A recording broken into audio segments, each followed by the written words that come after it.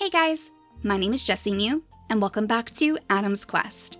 In the last episode, our tribes began to explore uncharted territory again. Not only is our jungle family getting dangerously close to those stinky trees, where the apes are likely lurking in the grasses, waiting for them to make the wrong move, but our shaman family is also beginning to spread out into all different corners of the island. Ghost is actually going to send his children off to basically do his job, especially now that he's getting so old, he doesn't have much longer to perform his rituals.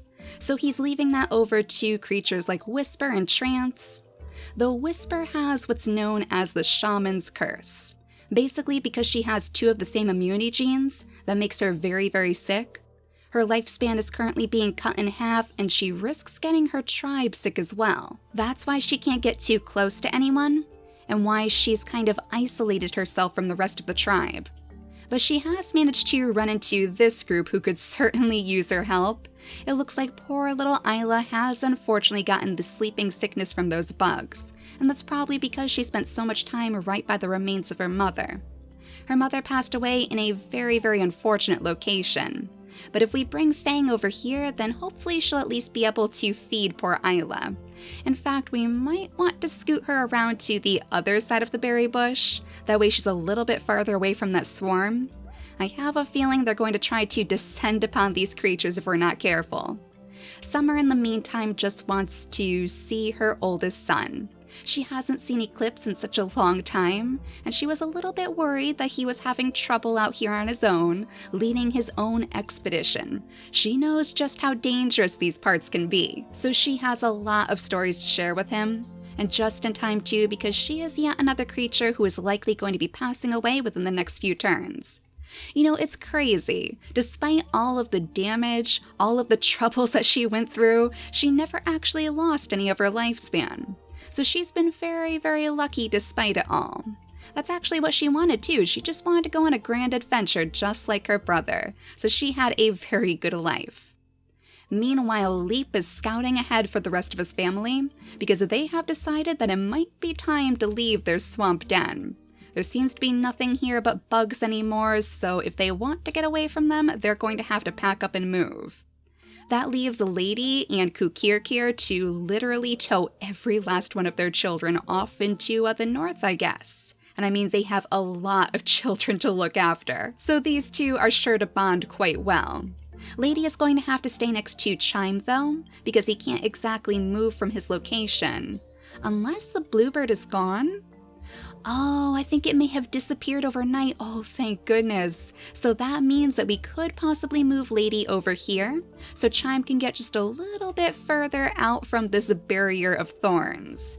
We still haven't found a creature who could make them some sort of emergency exit yet, but that is definitely what we're going to watch out for if we do make another nursery inside the thorns. Kukirkir, in the meantime, is going to have to move out of the swarm too. Unfortunately, Cicada has already succumbed to the sleeping sickness, so we don't want him to follow in her footsteps. We'll move him up to the north too, to be with his sister actually. Oh my goodness, they have not seen each other in such a long time.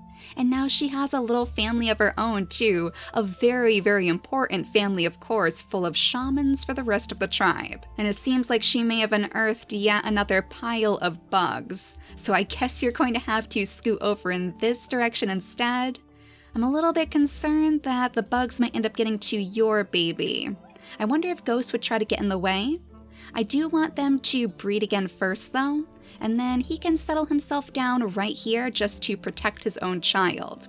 Because he doesn't have the stinky tail, he is probably going to get swarmed, but we've always known Ghost to be a very valiant creature. He would do literally anything to protect his family. And likewise, I think little Hopper is going to have a golden heart as well. He has noticed that Cicada is unfortunately very, very sick right now, so maybe he would want to stay by her side. He can't help out very much because he doesn't have the poison fangs or even the toxic body to pick up the poison berries. But he can at least provide her company because he knows that the rest of the creatures are going to make their way off into the north as soon as possible. He doesn't want her to fall too far behind, basically. And then we have our water babies, leading poor little Kufan who can't get around very easily. Though I have noticed that because of his little webbed feet, he should be able to hop much, much faster if we stick him down in the water. I do want to wait until he gets his final gem though, just so we know that he'll be safe even if he's in the most shallow portions of the ocean. He doesn't have any way to breathe underwater just yet, but Roro should be able to help him out with that. He knows exactly where all of the water-breathing fruits are, and he was hoping to bring the remains of his mate out to sea.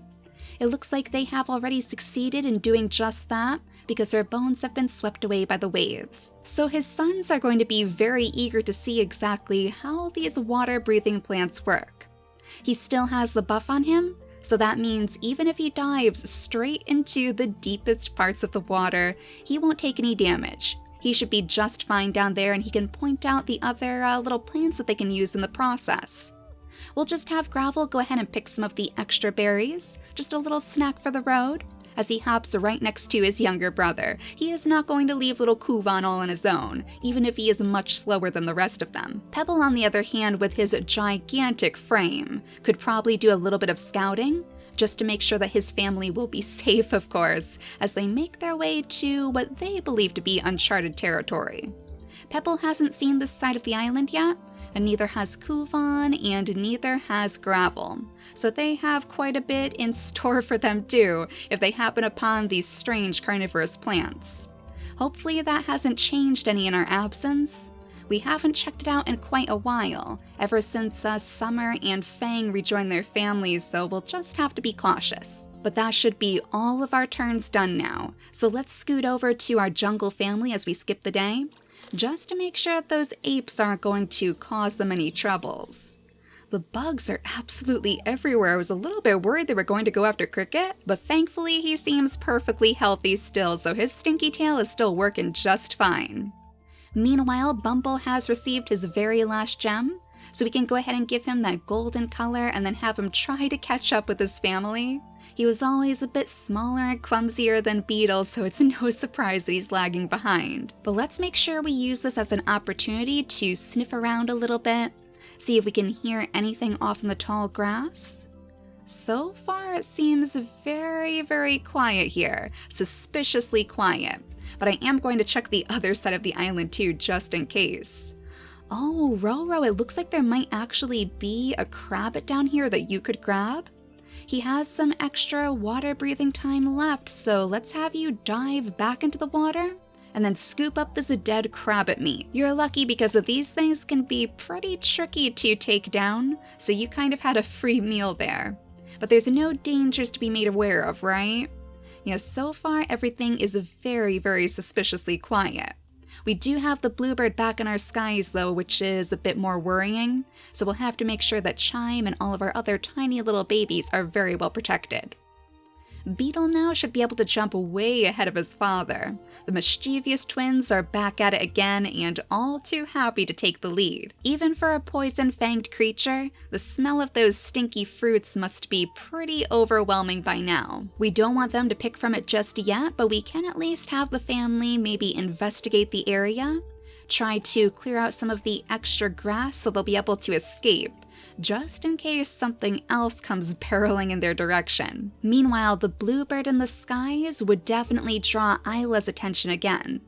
She remembers what her mother told her about how the bluebird led her in her direction and helped her decide that Isla was the one to take the next bluebird feathers. Isla's next mission is just to really find the rest of the tribe, to maybe make some sort of clear pathway so everybody can hop down to the savannah ports.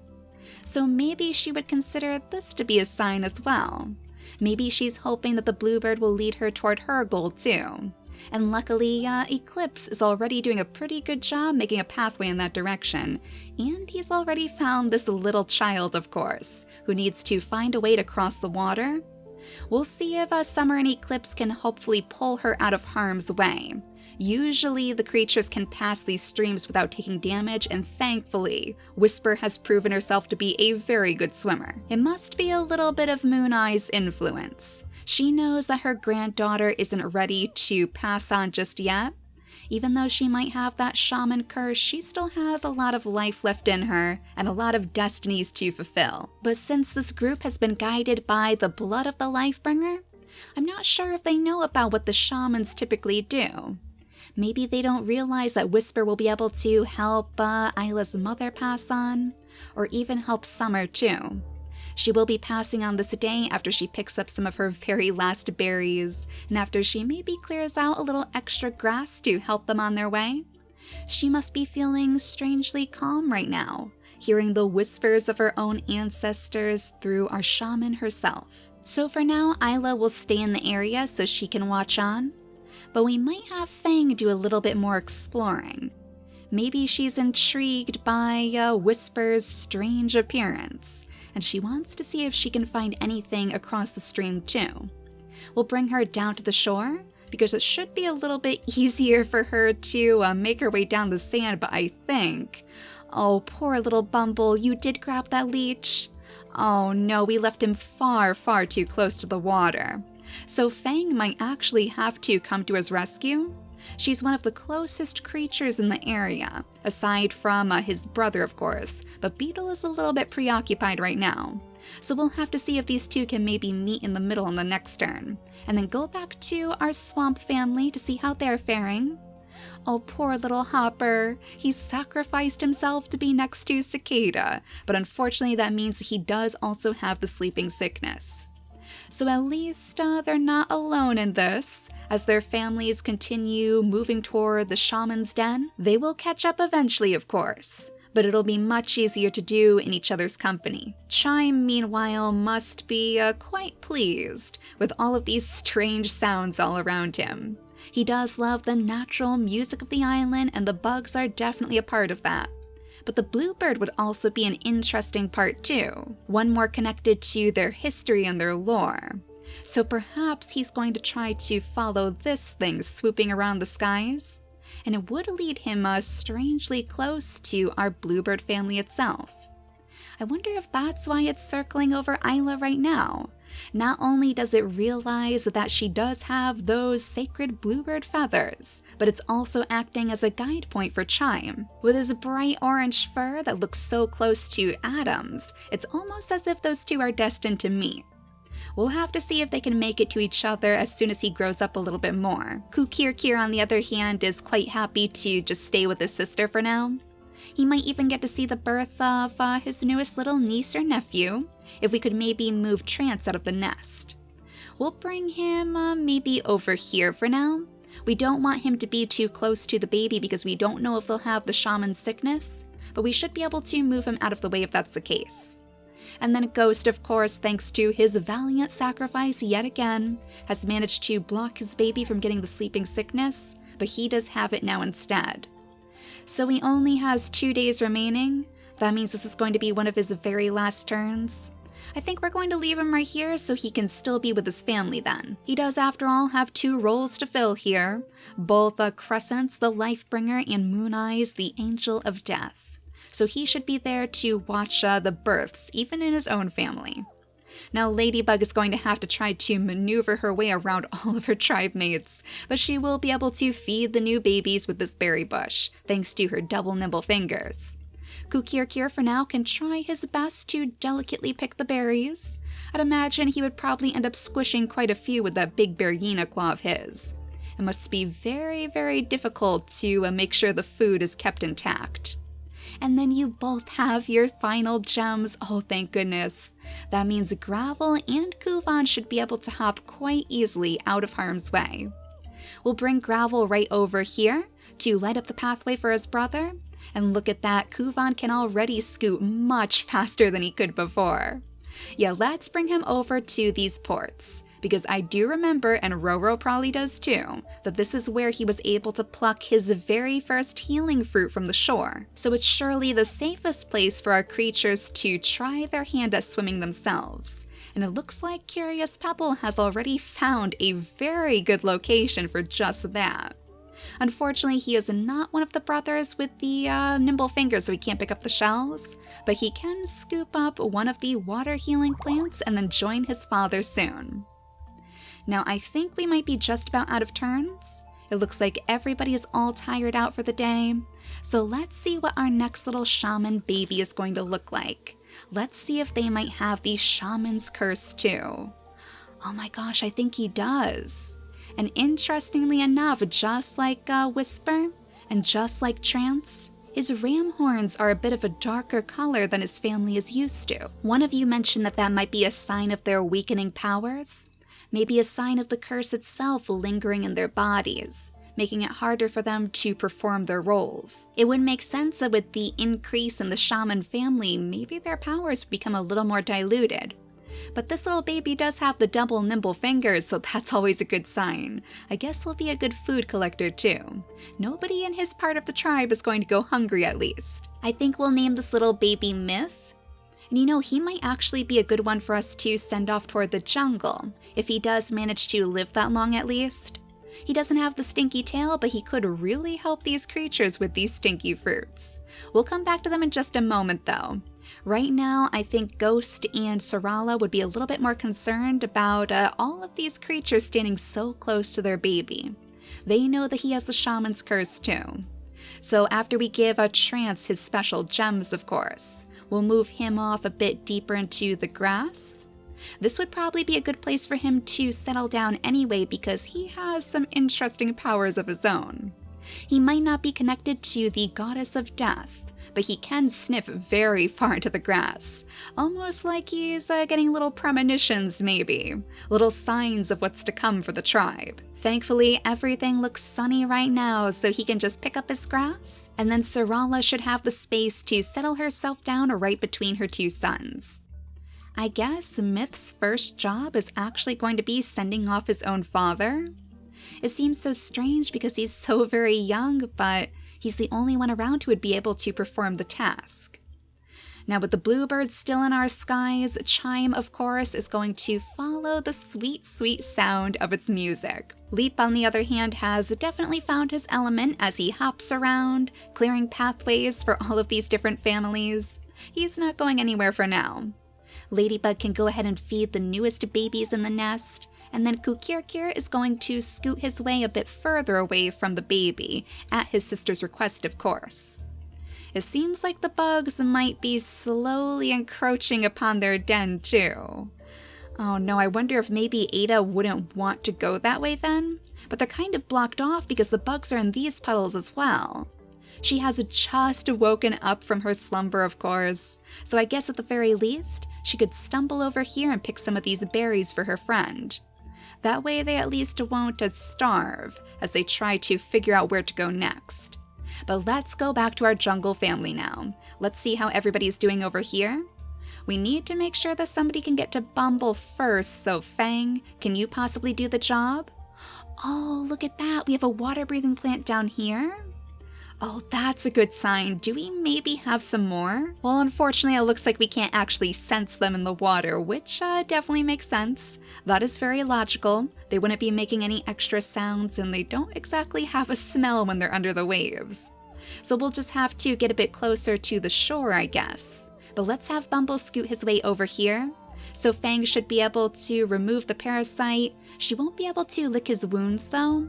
Oh, poor thing, that means he's going to take a little bit of damage. But I mean, I guess that also means that he'll be right on par with Beetle then. We were a little bit annoyed that their lifespans were off, but I guess in some weird way, the leech just kind of saved the day. So he'll offer up those poison berries as a little bit of thanks, as Cricket, on his very last turn, is going to try his hand at picking some of these stinky fruits. Finally, we're getting our very first taste of the smelly fruit tree. So as he picks those fruits, he's going to pick up a new debuff as well. This animal has smelly juice sticking to its fur, so that would cause his stinky tail to be much less effective, and that would then make it so the big-nosed ape, wherever he happens to be, could definitely swoop in and smell them in the grass. So you guys have mentioned that our creatures can apparently lick the stench off. Alright, that should have worked, right? Maybe you have to do it multiple times? There we go, it takes 2 turns to completely remove the scent. So we'll have to keep that in mind. We don't want Cricket to pick up another one of those fruits because he doesn't have anybody to clean off the smell. Now the bugs might be descending upon our little bluebird family, but it looks like Whisper did manage to complete her very first task. She has successfully ferried the soul of Mamba to her next life. and now she's doing the same for Summer as well. So I think Eclipse quite clearly would be very intrigued, very grateful if nothing else that this creature has stumbled her way into their territory just to help them out. And then Whisper in the meantime might be a bit smitten by the crown right atop his head. So while she has those dark tainted ram horns, he has the beautiful bone crown that Moon Eye and Crescent were known for. So perhaps as a little pact between them both, as a sign of trust and gratitude, maybe they would consider starting a family of their own. They do need to get away from these bugs first though, because they are going to be quite the nuisance. And we do have a little bunny hopping around by these thorns, but I think it's a little bit more important that we get out of harm's way. So we'll bring Isla down to the shore. Oh, okay, little bunny. I mean, that was kind of a wrong move. We'll have Eclipse gather up that meat then. I was gonna leave you alone, but you kinda left me no choice. Then we might bring Whisper down the shore too. We won't have her breed on this turn because I don't want her settling down near those bugs. So instead we'll have her try to get as far away as possible, so hopefully Eclipse will be able to follow her. Maybe she would even consider setting up on one of these islands, because she feels like she needs to isolate herself just like her parents said. I wonder if that would be her literal way of taking their advice, making sure that nobody can get too close to her or her babies. Now Roro, I believe, should be out of his water-breathing plant. Oh, you poor thing, have you been holding your breath this entire turn? Go ahead and pick up another one of your plants so you're safe and sound, and then we'll move you up to your children again so you can show them all the ways of the special fruits in the water. Kuvan should be able to hop over to the shore too, and then hopefully on the next turn he can grab up this extra one that Pebble hasn't consumed himself. Oh, he can actually swim quite well too. Excellent. That's all thanks to his swimming tail. So you were actually made for this, weren't you? You might even be able to help us find some fish that you can scoop up with your big bear hyena claw. Gravel, on the other hand, is a little more suited to picking up the shells. So if he manages to find another one of them that doesn't get swept away by the bandit twins, he'll have a good means of collecting food too. But that should be the end of this day too. I think all of our creatures in the grassland should stay right where they are, despite the bugs looming down on them. You know, I also wonder if maybe a Ladybug and Kukirkir would consider having a few babies of their own together. Now that their mates have both passed, or at least Cricket is very close to passing way off in the jungle, we know that Cricket is never going to make his way back to Ladybug again. Since they've bonded so well carting their children off into the wilderness, maybe they would consider having a few more babies before their time is over. We'll have to see how their relationship grows. But for now, let's go ahead and skip the day. Make sure no dangers are going to come out as so many of our creatures pass, as so many of them are infected by the sleeping sickness. And as I think I see, a little bear hyena baby? Oh my goodness. Oh my goodness. Oh, this is not good. The bear hyena mother has taken over Summer's remains? Whisper, maybe you moved away too soon. Or maybe Chime was drawn near by the unique sound of the bear hyenas, especially the bear hyena babies. Well, I think Eclipse might be the most suited to the task of taking care of the bear hyena, but first we're going to have to make sure that they don't get trapped by the sleeping sickness. If they do receive the sleeping sickness right next to the bear hyena, they will get absolutely shattered. So we need to bring Eclipse down the shore to be next to Whisper again. We'll have them breed now just in case too. I mean, so many things could go wrong in the situation. And then Whisper should be able to make her way over to her very, very lonely island, where she can make her first nest and have one of her first babies. Isla, on the other hand, what an interesting development for your family. I don't know if it's a good sign or a bad one. The bluebird seems to have moved away too, so it is not interested in eating any bear hyena babies today. But you can at least grab up the berries, and then try to regroup with Eclipse, way over on the other side of the bugs. You two need to figure out what you're going to do very, very fast. I mean, little Chime is already on his way. He must be quite confused. hearing all of these strange and probably beautiful noises to him. I feel like he would find any unique sound very, very pretty, even the guttural growls of the hyenas. And likewise, we should probably make sure that those apes haven't made their way to our jungle family yet. Yeah, it's still missing wherever it happens to be. I know it hasn't passed away because the apes have an absolutely massive lifespan, so I guess we're just super lucky. But let's have Fang finally lick your wounds, little Bumble, and then you can lead her a bit deeper into the jungle. Wait a second, do you want to do this? We have so many bugs in the area, she is going to get absolutely swarmed. Maybe you should at least warn her. She can stay over here to make sure she doesn't get infected by the sleeping sickness, and you guys can try your best to take care of the stinky fruits again. We'll bring Bumble over here right next to the remains of his father, so he can do the job on the next turn. And then Beetle should be able to, at the very least, feed you with poison berries, because we have plenty of those over here as well. Sadly, we have now officially said goodbye to Ghost, but it looks as if his little baby Myth has successfully sent him on. So at least he will be able to take on the torch, and hopefully we can move him a bit deeper into the swampland somewhere. We can put all of his skills to use. Oh my gosh, and wait a minute, do I see? Oh no, you finally made it back to us? Oh, the rogue male, I almost forgot about this guy. This was that strange looking ghoul who we found deep in the swamps. He was actually way up here with Sorala before. You made it all the way down to our bluebird family? I don't think there's any way that Isla is going to be able to get away from him. I mean, she's completely out of energy right now. Oh, that is so unfortunate, and he only has 2 days remaining, so life finds a way. He has managed to stumble his way directly to our most royal line. Well, on the plus side, at least the baby won't be sick. I mean, he does have immunities I and K, which I believe are quite rare in our tribe. So it's not a complete loss, but it's definitely not what I wanted to see over on that side of the island. Yup, there it is, as Lady picks her berries. Now it looks like Isla is going to have the rogue male's baby. So there's really not much that we can do in terms of mutation menus, because we can't access the rogue males. So I mean, I guess all we can do is just cross our fingers that this baby is super healthy, because he does have some rotten genetics mixed in there. Of course, she has some more pressing issues to deal with at the moment, including how to get rid of this hyena in the grass. So in the next episode, I think Isla and Eclipse will focus on a plan of action. But for now, thank you all so much for watching, and I'll see you all next time. Bye guys!